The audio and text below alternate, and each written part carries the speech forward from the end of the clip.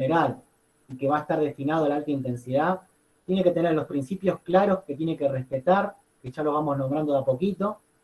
Obviamente una evaluación para clasificar a las personas y subdividirlo en grupos de menor condición física y de mayor condición física. Obviamente apuntar a la calidad de movimiento, la base para ejecutar bien correctamente los ejercicios, flexibilidad, movilidad, estabilidad, coordinación, para poder desarrollar al máximo todas las ejecuciones de fuerza y velocidad y obviamente sacar el mayor rédito a la resistencia de los trabajos cardiometabólicos. Como contenidos esenciales de estos programas, se debe trabajar la movilidad, flexibilidad, sobre todo la flexibilidad activa. Se tiene que trabajar la importancia de la zona media, el core. La activación de pilares secundarios, como puede ser la estabilidad lumbopélvica y la estabilidad escapulohumeral, para todos los ejercicios que van a ser utilizados en el entrenamiento de sobrecarga. Y siempre pensar en patrones básicos de movimiento en la mayoría de la duración del programa. Y también poder utilizar ejercicios analíticos, sobre todo al finalizar como complemento o días anexos. Contenidos esenciales también la importancia del balance, el equilibrio empuje-tracción, es decir, trabajar de manera equilibrada las propuestas de sobrecarga, es decir, hacer una buena relación entre los ejercicios que van en un patrón y en un patrón antagonista. Trabajar la multidireccionalidad por la importancia de la variabilidad. Nosotros buscamos riqueza motora en población general, buscamos trabajar el aumento de la variabilidad motora y que la persona tenga una transferencia positiva a sus actividades de la vida diaria, a sus actividades de la vida deportiva, y también compensar los déficits de cualquier actividad de la vida diaria, laboral o deportiva, que sea no muy saludable. Esos son los contenidos esenciales que busca un programa de entrenamiento funcional que va a apuntar a la alta intensidad. ¿Cuáles son las propuestas de entrenamiento? Básicamente tenemos tres grandes momentos, como toda clase de entrenamiento, ¿no? Una fase inicial de acondicionamiento, una parte central y una parte de cierre o recupero, una parte de cierre del entrenamiento. Generalmente la parte inicial va a tener un momento destinado al pilar de toda base de movimiento que va a ser la movilidad y la estabilidad, que tiene que ver con la coordinación, la activación y todo lo que son ejercicios técnicos y de corrección. Eso es como la propuesta del entrenamiento funcional en la fase de acondicionamiento de predisposición para la actividad, para la parte central. Es decir, en los principiantes esa fase durará más y en los avanzados esa fase durará menos. Este es el formato comercial de la famosa clase de Functional Training que figura en las grillas de los gimnasios. Pero que quede claro que estas ideas son principios que se puede aplicar a cualquier modalidad de entrenamiento. Esto es importante. Esto lo puedo llevar a la sala de musculación, lo puedo llevar al patio, lo puedo llevar al campo, lo puedo llevar a la cinta. Es decir, son conjuntos de principios que se pueden transferir a diferentes contextos. La parte central, donde las principales orientaciones de estas propuestas son fuerza, resistencia, o lo más utilizado que es el beneficio mixto, es decir, un desarrollo de la fuerza como trabajo muscular y un desarrollo a nivel cardiometabólico como trabajo de resistencia, trabajo aeróbico. Ya Gastón nos dirá si es correcto o no hablar de trabajo aeróbico o anaeróbico. Ya surgió ahí unas preguntas ahí con el lactato, el ácido láctico, que ya nos comentará. Y obviamente el cierre del entrenamiento, que puede ser para ejercicios anexos, más analíticos, o fundamentalmente para la recuperación. Voy a salir un segundo para dar ingreso a algunos que se fueron sumando. Cualquier cosa que vaya preguntando. Bien, y seguimos.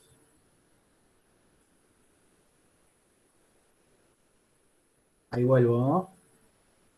Muy bien. Poné mi Instagram, guacho.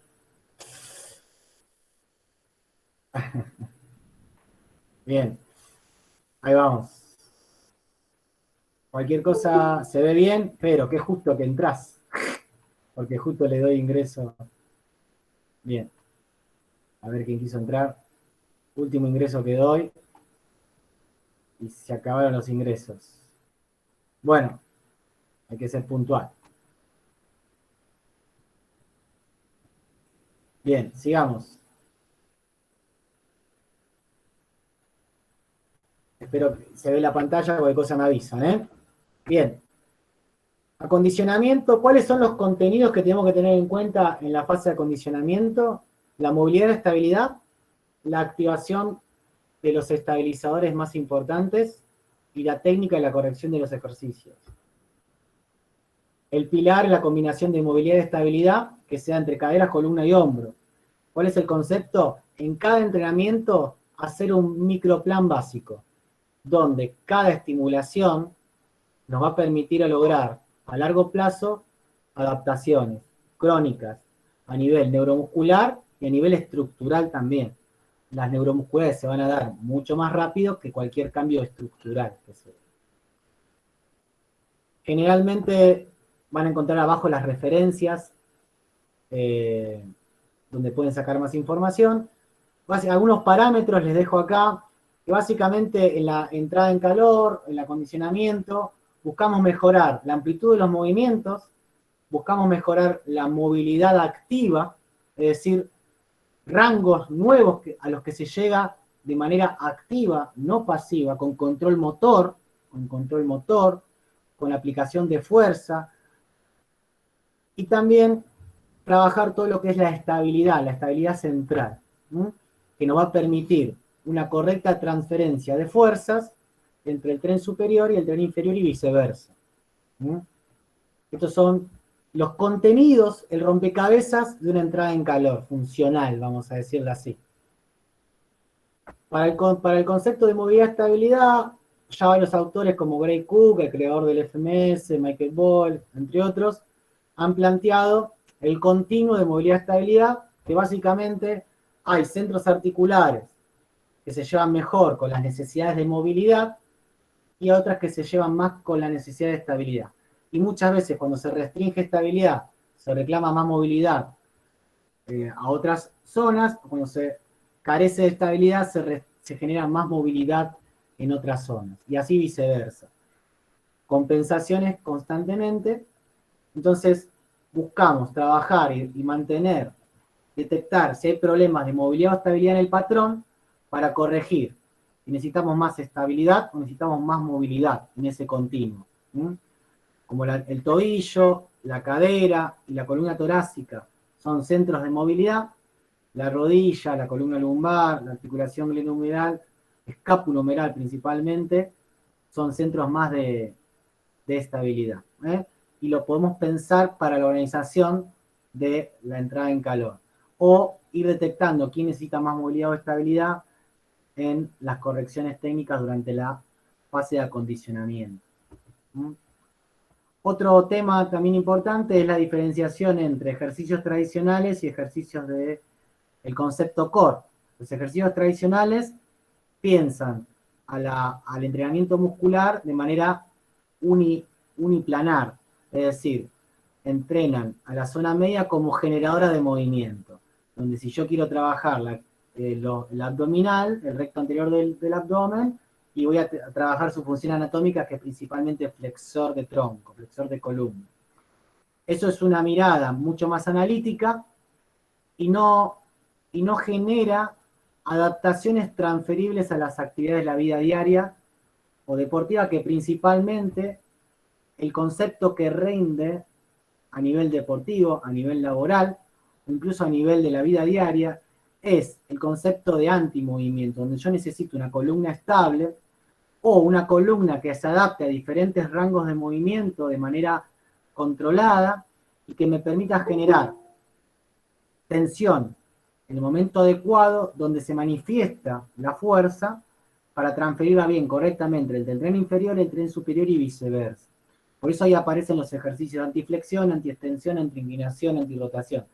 Es entender el core, o la zona media, abdomino-lumbopélvica, y sus nexos, escápulo-humeral y pélvico, como estabilizadores y no como principal generador de movimiento. ¿Está? Ese es el concepto core, y principalmente se trabaja con ejercicios isométricos o isométricos dinámicos, yendo desde posiciones supinas a bipedestación. ¿Está? Y cualquier ejercicio básico, como la sentadilla, la estocada, lo que sea, va a trabajar el core. Porque constantemente reclamamos estabilidad central. Ahí tienen algunas referencias que yo después se las comparto, pero para que quede claro, no existen las planchas de 1 minuto, de 2 minutos, de 4 horas, de 5 horas.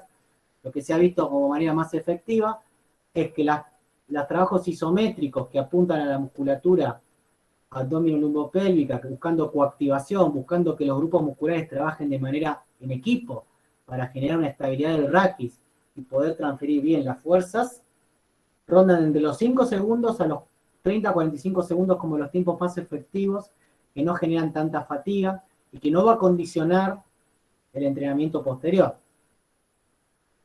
Y también es cierto que hay ejercicios que se pueden utilizar de este tipo, con diferentes orientaciones. Si apuntamos a un objetivo más estético hipertrófico, el protocolo de Scott, el 95, ya planteaba 30 segundos por 1 minuto de recuperación. Pero la mayoría de los autores, entendiendo la zona media como un centro estabilizador, donde la principal función es la estabilización, y que el tejido adiposo no se va a consumir de manera localizada, jamás, sino que necesitamos un trabajo cardiometabólico de manera global, que mejore la capacidad de oxidación de las grasas a nivel global, que mejore nuestro metabolismo a nivel global, y que la restricción calórica va a ser fundamental, y también un alto componente genético va a hacer que nuestra zona media se marque en ese six-pack famoso, pero no el trabajo localizado.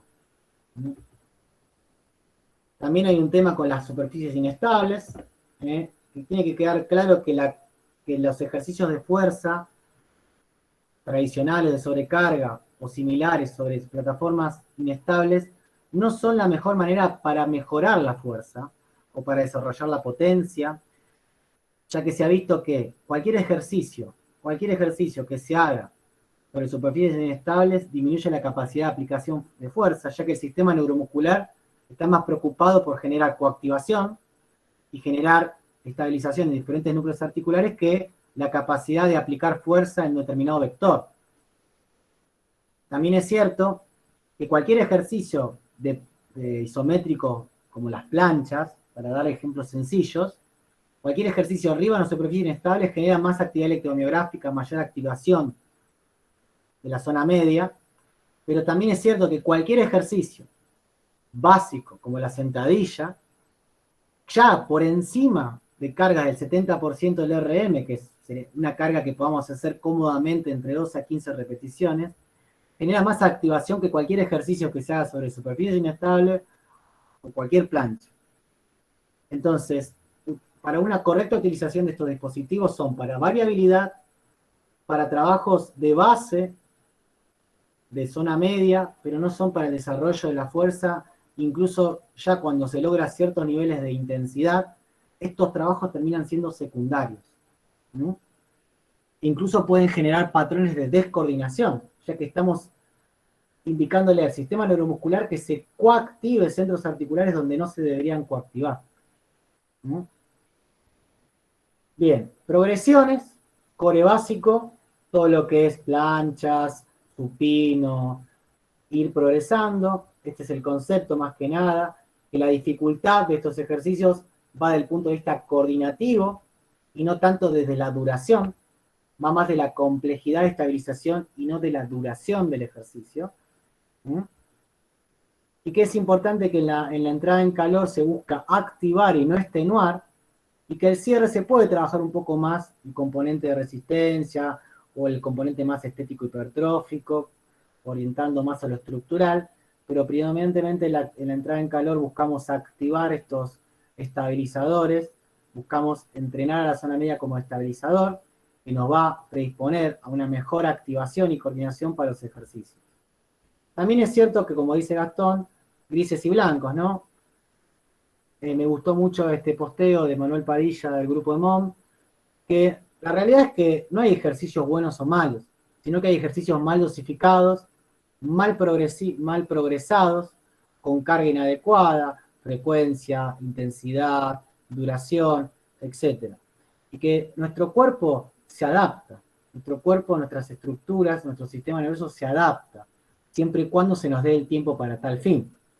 Entonces, tampoco condenar a los ejercicios tradicionales y tampoco casarnos con el concepto de antimovimiento, sino que cada ejercicio tiene que ser adecuado al contexto de los objetivos para el cual estamos diseñando ese programa de entrenamiento y que también